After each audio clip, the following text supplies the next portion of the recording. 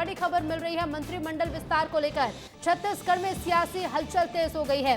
विस्तार न्यूज पर पल पल का अपडेट आपको बता रहे हैं। राजभवन शपथ ग्रहण के लिए तैयार है, नामों के ऐलान का इंतजार किया जा रहा है। तो देर रात कई विधायकों ने सीएम विष्णुदेव साय से मुलाकात की। सीएम हाउस पहुंचकर मुख्यमंत्री से मुलाकात हुई। हरियाणा फॉर्मूले पर मंत्री बनाए जा सकते हैं, नामों का इंतजार किया जा रहा है। तो वहीं मंत्रिमंडल विस्तार को लेकर सियासी हलचल लगातार तेज है छत्तीसगढ़ में। और हमारे सहयोगी नितेश गर्ग लाइव जुड़ गए हैं। नितेश, लगातार विस्तार न्यूज अपने दर्शकों को अपडेट बताता जा रहा है। राजभवन शपथ ग्रहण के लिए तैयार है और अब इंतजार किया जा रहा है कि नाम का ऐलान कब किया जाएगा।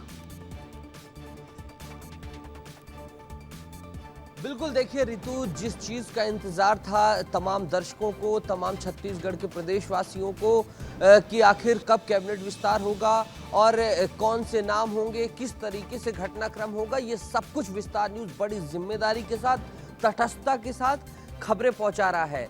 देखिए, अभी की जो ताज़ा जानकारी है वो जानकारी ये है कि मुख्यमंत्री और राज्यपाल की मुलाकात के बाद जो है कहीं न कहीं रूपरेखा शपथ ग्रहण की बना ली गई है। राज्यपाल से जो तारीख मांगने का आग्रह था उस संदर्भ में विचार हो गया है और फिर इसके बाद कवायद तेज हुई।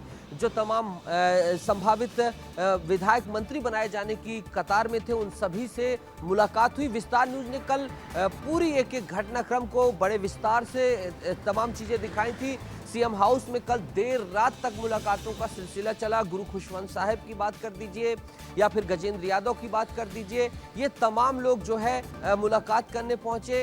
अमर अग्रवाल भी पहुंचे थे। तो इस तरीके से मेल मुलाकात का सिलसिला जो है खत्म हुआ है और आज जो है मुख्यमंत्री की कैबिनेट बैठक है। आज भी जो है हलचल राजभवन में देखी जाएगी, तमाम तैयारियां की जाएंगी। कार्ड प्रिंटिंग हो, स्वागत हो, आगमन हो, ये तमाम तरीके की जो है रूपरेखा आज कहीं न कहीं राजभवन का सचिवालय बनाता हुआ नजर आएगा और फिर उसके बाद जो है बाकायदा आमंत्रण के साथ जो है इस कार्यक्रम को आहूत किया जाएगा। अब वो कितना समय होगा और कौन से वो नाम होंगे, औपचारिक ऐलान इसका बाकी है, लेकिन सब कुछ लगभग फाइनल हो गया है, ऐसी विस्तार न्यूज की जानकारी है। और ये राजनीतिक गलियारों में सबकी नजरें टिकी हुई हैं, तमाम तरह पर जगहों पर जो है चर्चाएं चल रही हैं, सभी लोगों की नजरें टिकी हुई हैं और इसकी लगभग फाइनल तैयारियां हो गई हैं। बस अब औपचारिक ऐलान ऋतु बाकी है, समय और नामों का। बिल्कुल, औपचारिक ऐलान बाकी है और इसी ऐलान का इंतजार भी किया जा रहा है। नितेश, फिलहाल शुक्रिया आपका जानकारी के लिए। तो देखिए, तैयारियां पूरी हैं और बस अब ऐलान होना बाकी है। तो मंत्रिमंडल विस्तार को लेकर छत्तीसगढ़ में लगातार चर्चाएं हो रही हैं और कयास लगाए जा रहे थे कि मंत्रिमंडल विस्तार आज हो सकता है, लेकिन अभी तक नाम साफ नहीं हो पाए हैं कि नए मंत्री कौन होंगे और कब शपथ लेंगे।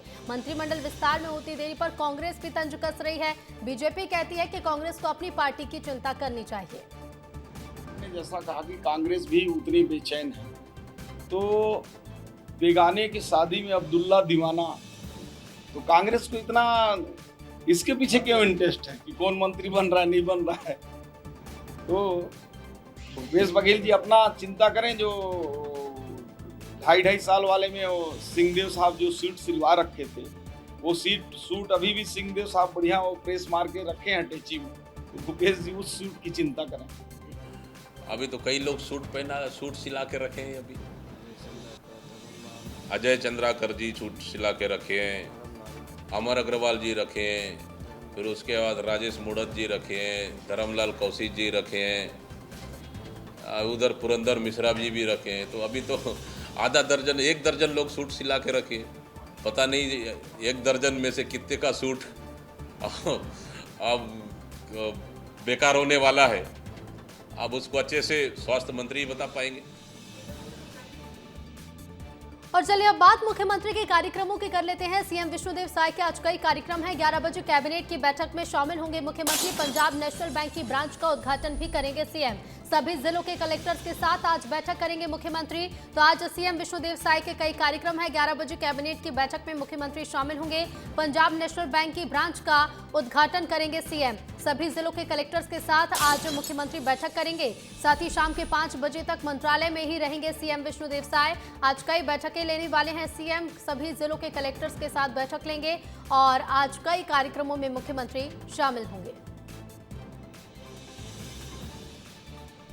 और इसके साथ ही आज साई कैबिनेट की भी बैठक होने जा रही है। मंत्रालय महानदी भवन में कैबिनेट बैठक होगी आज, जिसमें कई अहम प्रस्तावों पर मुहर लगेगी। तो आज जो साई कैबिनेट की बैठक होगी, कई अहम प्रस्ताव इस बैठक में रखे जाएंगे। मंत्रालय महानदी भवन में बैठक होगी। कृषि, उद्योग, महिला सशक्तिकरण से जुड़े प्रस्तावों पर आज चर्चा की जाएगी। कई महत्वपूर्ण प्रस्ताव आज की कैबिनेट में रखे जाएंगे, जिन पर चर्चा के बाद मुहर लगेगी। कृषि, उद्योग, महिला सशक्तिकरण से जुड़े हुए प्रस्तावों पर चर्चा होगी। शिक्षा से जुड़े प्रस्तावों पर भी चर्चा संभव है। तो आज कैबिनेट की बैठक होने जा रही है और कई अहम प्रस्तावों पर मुहर लगाई जाएगी। और इसी बीच छत्तीसगढ़ शराब घोटाले से जुड़ी एक बड़ी खबर मिल रही है। चैतन्य बघेल की रिमांड पर आज सुनवाई होनी है। तो चैतन्य बघेल की रिमांड पर आज सुनवाई होनी है। छत्तीसगढ़ शराब घोटाले से जुड़ी ये बड़ी खबर है। ईडी ने 5 दिनों की कस्टोडियल रिमांड की मांग की है। रायपुर स्पेशल कोर्ट में सुनवाई होगी। कल चैतन्य को 1 दिन की रिमांड पर भेजा गया था। 14 दिन की न्यायिक रिमांड खत्म हो गई है और 1 महीने से चैतन्य बघेल जेल में बंद हैं। और इसी बीच ये बड़ी जानकारी मिल रही है। चैतन्य बघेल की रिमांड पर आज सुनवाई होगी। और रायपुर से हमारे सहयोगी नितेश गर्ग लगातार बने हुए हैं। नितेश, आज फिर से सुनवाई होनी है। 5 दिनों की कस्टोडियल रिमांड की मांग की गई है। बिल्कुल, देखिए, चैतन्य बघेल को 18 जुलाई को ईडी ने गिरफ्तार किया था ऋतु। उसके बाद जो है उन्हें कोर्ट में पेश किया गया। 5 दिन की रिमांड मांगी थी। उसके बाद जब पेश किया गया तब 14 दिन की न्यायिक रिमांड, फिर बाद में पेश किया गया 4 तारीख को, तब 14 दिन की न्यायिक रिमांड, और अब जब पेश किया गया तब फिर से कस्टोडियल रिमांड यानी ईडी रिमांड की मांग की गई है। ये अपने आप में बड़ी बात है, क्योंकि जब 5 दिन की रिमांड की मांग की थी तब उस समय की सियासी सरगर्मी बढ़ी हुई थी। लगातार देखा जा रहा था कि कांग्रेस कार्यकर्ता चारों तरफ आक्रोशित है, विरोध प्रदर्शन किया जा रहा है और तमाम चीजें हो रही थी। उस दौरान जो है अपनी विवेचना करने के बाद ईडी ने न्यायिक रिमांड पर जेल भेज दिया है।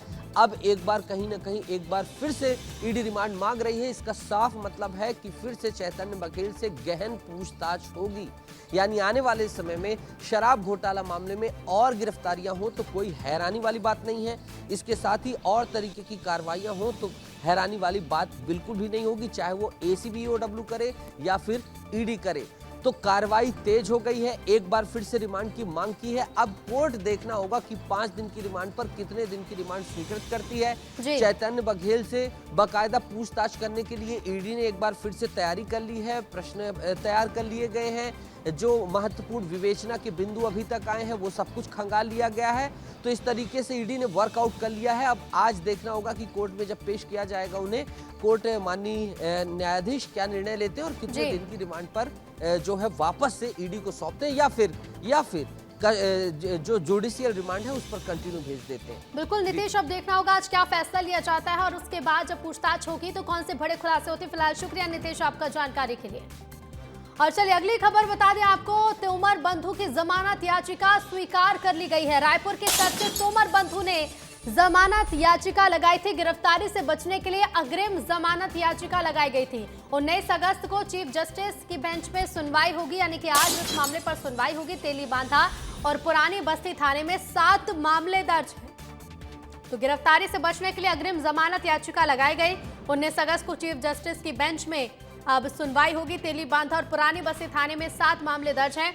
हमारे सहयोगी आशीष जुड़ गए हैं। आशीष, 7 मामले दर्ज हैं और इसके साथ ही आज चीफ जस्टिस की बेंच में सुनवाई भी होनी है।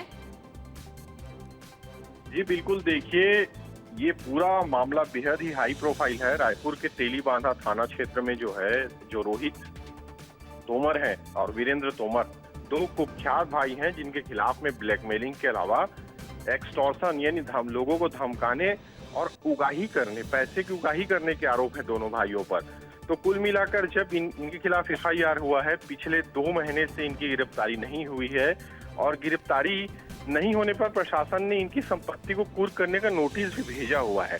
तो इन सारी चीजों से बचने के लिए इन्होंने हाईकोर्ट का दरवाजा खटखटाया है।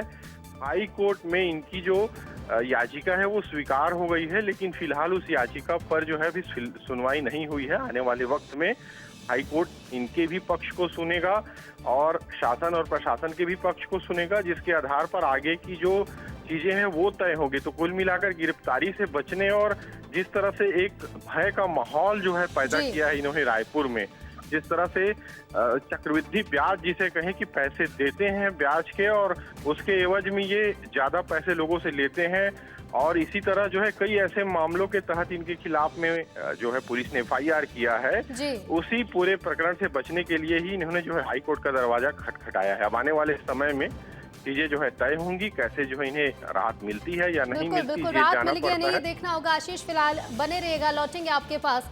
तो देखिए, जमानत याचिका को स्वीकार कर लिया गया है। गिरफ्तारी से बचने के लिए जमानत याचिका लगाई गई थी। चलिए आगे बढ़ेंगे, आगे भी बात बिलासपुर की करेंगे, जहां से एक बार फिर धर्मांतरण का मामला सामने आया। बजरंग दल कार्यकर्ताओं की दबिश से ये खुलासा हुआ है। दो पक्षों में जमकर बवाल हुआ, बड़ी संख्या में लोग थाने पहुंचे। सरकंडा थाना क्षेत्र में बजरंग दल ने दबिश दी थी, जिससे धर्मांतरण के मामले का खुलासा हुआ। एक बार फिर से बिलासपुर से धर्मांतरण का मामला उजागर हुआ है। बजरंग दल कार्यकर्ताओं ने दबिश दी, बड़ी संख्या में लोग थाने पहुंचे, दो पक्षों में जमकर बवाल भी हुआ। तो बजरंग दल ने दबिश दी थी, सरकंडा थाना क्षेत्र का ये मामला है। और आशीष हमारे साथ लगातार फोन लाइन पर बने हुए हैं। आशीष, धर्मांतरण के मामले लगातार बढ़ रहे हैं और एक बार फिर से मामला सामने आया है। कैसे इस मामले का खुलासा और अब तक इस एक्शन क्या लिया गया इस मामले को लेकर?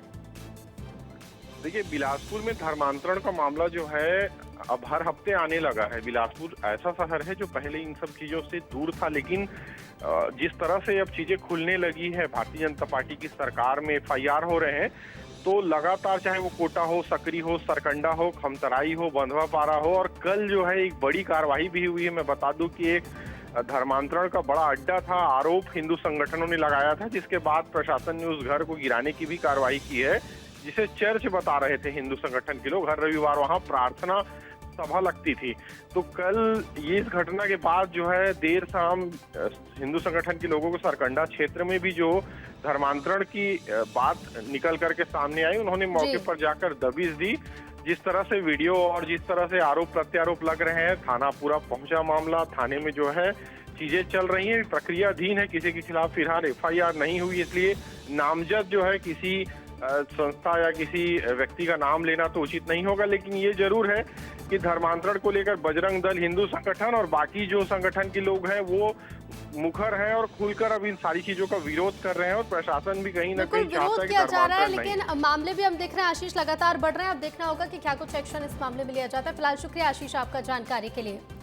और इसी बीच कवर्धा मंदिर तोड़फोड़ मामले में बड़ा खुलासा हुआ है। मामले में आरोपी की पहचान हो गई है। पुलिस विभाग का एक जवान पर आरोप है, आरक्षक को बर्खास्त किया गया है। तो पुलिस विभाग के एक जवान पर आरोप है और आरक्षक को बर्खास्त भी किया गया है। तो बता दें, इस मामले में पुलिस विभाग का एक जवान भी संलिप्त निकला। कवर्धा मंदिर तोड़फोड़ मामले में बड़ा खुलासा हुआ है। पुलिस विभाग के एक जवान पर भी आरोप लगे हैं। मंदिर में तोड़फोड़ मामले में आरोपी की पहचान हो चुकी है और इस मामले में आरक्षक को बर्खास्त कर दिया गया है। उस संबंध में हमारे द्वारा तत्काल अपराध कायम किया गया था और आरोपी को भी अभी आइडेंटिफाई करके उसको न्यायालय के समक्ष पेश किया जा रहा है। और एक आरक्षक की भूमिका भी संदिग्ध पाई गई थी, उसको भी बर्खास्त कर दिया गया है। अब मेरा कांग्रेस पार्टी के लोगों से भी अनुरोध है कि वो जो कल का बंद कर रहे हैं, वो सारी कार्रवाई हो चुकी है, उसको वापस लें। और रायपुर में आबकारी विभाग की बड़ी कार्रवाई देखने को मिली है। 7 एजेंसियों पर बड़ा एक्शन लिया गया। लापरवाही और अनियमितता पर कार्रवाई की गई है। BIS लिमिटेड पर 1 करोड़ से ज्यादा का जुर्माना लगाया गया है। दंतेवाड़ा की रक्षक सिक्योरिटी पर 1 लाख रुपए का जुर्माना लगा है। तो रायपुर में आबकारी विभाग ने बड़ी कार्रवाई को अंजाम दिया है। 7 एजेंसियों पर बड़ा एक्शन लिया गया है। लापरवाही और अनियमितता पर कार्रवाई की गई है। BIS लिमिटेड पर 1 करोड़ से ज्यादा का जुर्माना लगा है। दंतेवाड़ा की रक्षक सिक्योरिटी पर 1 लाख रुपए का जुर्माना लगाया गया है। छत्तीसगढ़ में राष्ट्रीय स्वास्थ्य मिशन के कर्मचारी अपनी कई मांगों को लेकर अनिश्चितकालीन हड़ताल पर चले गए हैं। NHM कर्मचारियों का कहना है कि साल 2005 से मिशन की शुरुआत के बाद से वो अल्प वेतन पर काम कर रहे हैं। उनकी मुख्य शिकायत वेतन विसंगति को लेकर है। तो चलिए आपको हड़ताल की 6 तस्वीरें भी दिखाते हैं। एनएचएम कर्मचारियों का प्रदेश व्यापी प्रदर्शन जारी है, जिसकी 6 तस्वीरें आपके सामने। बेमेतरा, कोरबा, कोंडागांव, नारायणपुर, जगदलपुर और राजधानी रायपुर में भी एनएचएम कर्मचारियों ने प्रदर्शन किया है। वेतन विसंगति के साथ साथ कई मांगों को लेकर अनिश्चितकालीन हड़ताल पर कर्मचारी चले गए हैं। कर्मचारियों का कहना है कि साल 2005 से मिशन की शुरुआत के बाद से वो अल्प वेतन पर काम कर रहे हैं और मुख्य शिकायत वेतन विसंगति को लेकर है। साथ ही और भी कई मांगों को लेकर प्रदेश व्यापी प्रदर्शन किया जा रहा है। और इधर बिलासपुर में जुआरियों पर एक्शन लिया गया है। 8 जुआरियों को रंगे हाथ पकड़ा गया। महापौर पूजा विधानी का देवर भी गिरफ्तार किया गया है। कई बड़े रसूखदारों से कनेक्शन निकलकर सामने आया है। पुलिस मामले की जांच में जुटी हुई है। तो बिलासपुर में जुआरियों पर बड़ा एक्शन लिया गया। 8 जुआरियों को रंगे हाथों पकड़ा गया है। महापौर पूजा विधानी का देवर भी गिरफ्तार किया गया है। कई बड़े रसूखदारों से कनेक्शन जुड़ा है। पुलिस मामले की जांच में जुटी हुई है। तो मामले की जांच लगातार जारी है। जुआरियों पर बड़ा एक्शन लिया गया है। 8 जुआरियों को रंगे हाथों पुलिस ने गिरफ्तार किया है। महापौर पूजा विधानी के देवर को भी इस मामले में गिरफ्तार किया गया। इसके साथ ही पूछताछ में कई बड़े रसूखदारों से कनेक्शन जुड़ा हुआ है। और हमारे सहयोगी आशीष दुबे जुड़ गए हैं। आशीष, कई बड़े रसूखदारों के नाम भी निकलकर सामने आ रहे हैं और मामले की जाँच जारी है। जी बिल्कुल, देखिए सरकंडा रोड स्थित महावीर अग्रवाल बाड़ा में सोमवार की शाम जुआरियों की महफिल सजी थी। कैश और क्वाइन लेकर बैठे जुआरी जो है ताश के पत्तों पर दांव लगा रहे थे। इनमें ही जो है विजय विधानी, जो बिलासपुर मेयर है, पूजा विधानी के देवर हैं और पूजा विधानी के जो पति हैं अशोक विधानी, उनके भाई हैं। इनके अलावा जो है रमेश कुमार अग्रवाल, सुशील अग्रवाल, चंद्रशेखर अग्रवाल, विजय विधानी, हरवंश लाल अजमानी, बिहारी ताम्रकार, तेजेश्वर वर्मा, सुनील अग्रवाल और पारस राय, ये लोग जो हैं बड़े नामी लोग हैं बिलासपुर शहर के, जो इस महावीर बाड़ा में जुए पर दांव लगा रहे थे। सरकंडा थाना क्षेत्र की पुलिस को इसकी सूचना मिली थी। एसएसपी रजनेश सिंह के निर्देश पर दबिश दी गई और सभी 9 जुआरियों को जो है सरकंडा थाना लाया गया। पहले तो मामले को दबाने की कोशिश की गई, लेकिन जो है जब मीडिया और बाकी जो लोग हावी हुए उसके बाद जो है इस पूरे मामले का देर रात खुलासा हुआ। फोटो सहित जो है पुलिस ने, वीडियो सहित पुलिस ने इस पूरे मामले को प्रकाशित किया। और ये बड़ी खबर इसलिए क्योंकि देखिए पूजा विधानी जो बिलासपुर की मेयर है एक तरफ और दूसरी तरफ उनके देवर इस तरह के जुए और बाकी चीजों में जो 8 और 9 लोग फंसे थे, उन सारे बड़े घरानों के लोगों को लेकर जो है दांव लगा रहे थे। तो कुल मिलाकर जो है पुलिस ने जुआ एक्ट के तहत कार्रवाई कर दी है। बिल्कुल कार्रवाई की गई है, जिसमें कई बड़े नाम जुड़े होने की भी बात निकलकर सामने आई है। फिलहाल शुक्रिया आशीष आपका जानकारी के लिए। और आगे बढ़ेंगे अगली खबर में। बिलासपुर से महिला ने थाने में हंगामा मचाया। महिला ने आत्महत्या की कोशिश की है। महिला के परिजन पर कार्रवाई हुई है और इसी बात से नाराज होकर महिला ने आत्महत्या का प्रयास किया। तो महिला के खिलाफ भी पुलिस अब कार्रवाई कर रही है। बिलासपुर में महिला ने थाने में जमकर हंगामा मचाया, आत्महत्या की कोशिश की। महिला के परिजन पर कार्रवाई हुई है, जिससे नाराज महिला ने आत्महत्या की कोशिश की। महिला के खिलाफ भी पुलिस कार्रवाई में जुटी हुई है। थाना सिविल लाइन का जिला बदमाश जिसका नाम संजू टंडन है, जिसे सिविल लाइन पुलिस में उसे पकड़ के लाया गया, जिसके पास से एक हथियार भी बरामद हुआ। इसके लिए विधिवत आमसक की कार्रवाई की जा रही है। इसमें उसकी जो पत्नी है आज थाने में आकर उसके पति की जो कार्रवाई की जा रही है उस पर हंगामा कर रही थी। पुलिस ने उसे भी, उसके विरुद्ध भी पुलिस कार्रवाई कर रही है। इधर कोंडागांव में स्वास्थ्य विभाग की बड़ी लापरवाही देखने को मिली। एम्बुलेंस न मिलने से गर्भवती की मौत हो गई। 2 घंटे के इंतजार के बाद भी एम्बुलेंस नहीं पहुंची। निजी वाहन से गर्भवती को अस्पताल पहुंचाया गया। इलाज में देरी होने से महिला ने दम तोड़ दिया। तो समय पर एम्बुलेंस मिलती तो महिला की जान बच सकती थी, लेकिन बड़ी लापरवाही कोंडागांव में स्वास्थ्य विभाग की उजागर हुई है। एम्बुलेंस ना मिलने के चलते गर्भवती की मौत हो गई। 2 घंटे के इंतजार के बाद भी एम्बुलेंस नहीं पहुंची। निजी वाहन से गर्भवती महिला को अस्पताल पहुंचाया गया और इलाज में देरी होने से महिला ने दम तोड़ दिया। समय पर एम्बुलेंस मिलती तो महिला की जान बच सकती थी। और इधर खैरागढ़ जिले से एक दिल दहला देने वाली खबर सामने आई है। बता दें कि ग्राम मोगरा निवासी गौतम डोंगरे हैदराबाद में मजदूरी करता है।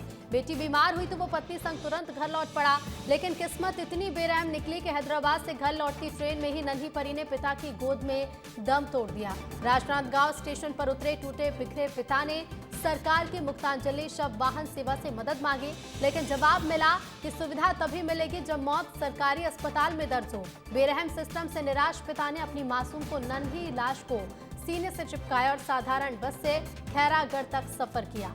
इस खबर ने सिस्टम की अमानवीयता को उजागर कर दिया है। इधर रायगढ़ में बड़ा हादसा टला, हवाई झूले की मोटर खराब हुई। 1.5 घंटे तक झूले में लोग फंसे रहे। मीना बाजार में डिज्नीलैंड मेला लगा है, जहां पर एक बड़ा हादसा होने से टला है।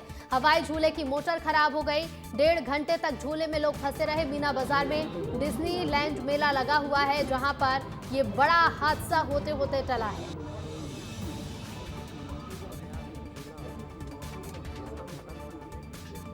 और छत्तीसगढ़ की रायपुर पुलिस इन दिनों एक्शन मोड में नजर आ रही है। पुलिस का विशेष चेकिंग अभियान शुरू हो चुका है। अपराधियों पर नकेल कसने की तैयारी पुलिस कर रही है। एक्शन मोड में है रायपुर पुलिस और अपराधियों पर नकेल कसने की तैयारी है। पुलिस का विशेष चेकिंग अभियान शुरू हो चुका है। बदमाशों और संदिग्धों की निगरानी हो रही है। ऑनलाइन हथियार मंगवाने वालों पर नजर रखी जा रही है। 80 से ज्यादा आरोपियों पर एक्शन लिया गया है। तो ऑनलाइन हथियार मंगवाने वालों पर एक्शन लिया जा रहा है, नजर रखी जा रही है और इसके साथ ही 80 से ज्यादा आरोपियों पर पुलिस ने एक्शन लिया है।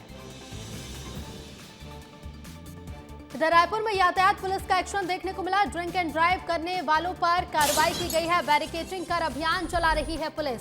शहर के अलग अलग जगहों पर पुलिस एक्टिव है। तो यातायात पुलिस का एक्शन देखने को मिला है। 23 वाहन चालकों पर कार्रवाई की गई है। ड्रिंक एंड ड्राइव करने वालों पर कार्रवाई की जा रही है। बैरिकेडिंग कर पुलिस अभियान चला रही है। तो शहर के अलग अलग इलाकों में पुलिस एक्टिव है और 23 वाहन चालकों पर कार्रवाई की गई है।